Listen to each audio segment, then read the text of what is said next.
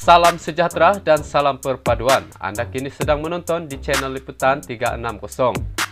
Selepas 2 minggu dilantik sebagai Perdana Menteri, Datuk Seri Anwar Ibrahim menjelaskan kronologi dan titah di dalam Istana Negara sebelum beliau mengangkat sumpah.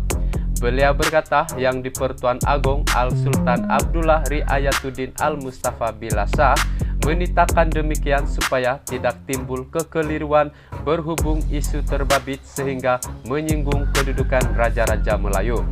Semalam ketika menghadap yang di-Pertuan Agong, Baginda nyatakan ada baiknya jika Perdana Menteri jelaskan supaya jangan timbul kekeliruan, terutamanya yang menyinggung kedudukan Raja-Raja Melayu, katanya. Beliau berkata demikian dalam ucap tamah program pertemuan Mahathir Perdana Menteri bersama ulama dan asatiza di seri perdana di sini hari ini. Hadir sama Menteri di Jabatan Perdana Menteri Hal Ehwal Agama, Datuk Dr. Muhammad Naim Mokhtar, Mufti Wilayah Persekutuan, Datuk Dr. Lukman Abdullah dan Pengurusi Jawatan Kuasa Tetap Agama Selangor, Muhammad Zawawi Ahmad Mugni.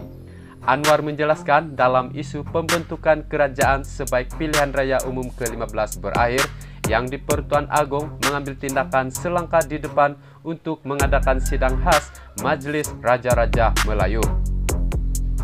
Yang di-Pertuan Agong mengambil pendekatan mengikut perlembagaan walaupun ini dipertikai oleh sesetengah tokoh Melayu dan Islam. Penjelasan yang di-Pertuan Agong kepada saya dan Raja-Raja Melayu yang sempat saya menghadap adalah menyatakan daripada awal tidak dipertikaikan bahwa parti yang memperolehi kedudukan terbesar akan mendapat keutamaan. Pada ketika itu, parti menang dengan kursi terbesar adalah Pakatan Harapan sebanyak 83 kursi parlimen dan diikuti oleh Perikatan Nasional sebanyak 73 kursi parlimen. Seterusnya ada usaha sambilan untuk mendapatkan akuan bersumpah SD dan ia terus berlaku dalam tempo ditetapkan yang di-Pertuan Agong, yaitu sehingga jam 2 petang pada 21 November lalu. Beliau berkata berapapun jumlah SD yang diperoleh itu hanya akan ditetapkan setelah waktu diberikan berkenaan di muktamad. Seperti mana dalam perlombaan dia boleh potong kita di raun pusingan pertama, kita potong dia di raun pusingan ketiga, tapi yang pentingnya ialah garisan penamat. Apabila di garis penamat saya perolehi jumlah terbesar karena orang beri pengakuan sebelumnya telah menarik balik sebelum tempo 2 petang, katanya.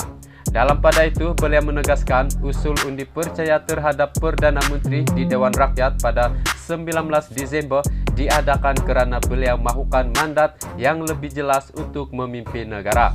Rasa perlu untuk adakan undi percaya kerana jumlah jelas dari Pakatan Harapan, Barisan Nasional, Gabungan Parti Sarawak, dan Gabungan Rakyat Sabah dan parti kecil lain. Saya jawab, ampun tuanku, ini bukan soal peraturan dan undang-undang dibangkitkan, tapi kerana saya mahu memimpin dengan mandat yang jelas. Patik yakin perolehi majoriti. Andai kata tidak perolehi, Patik akan tunduk suara rakyat, katanya.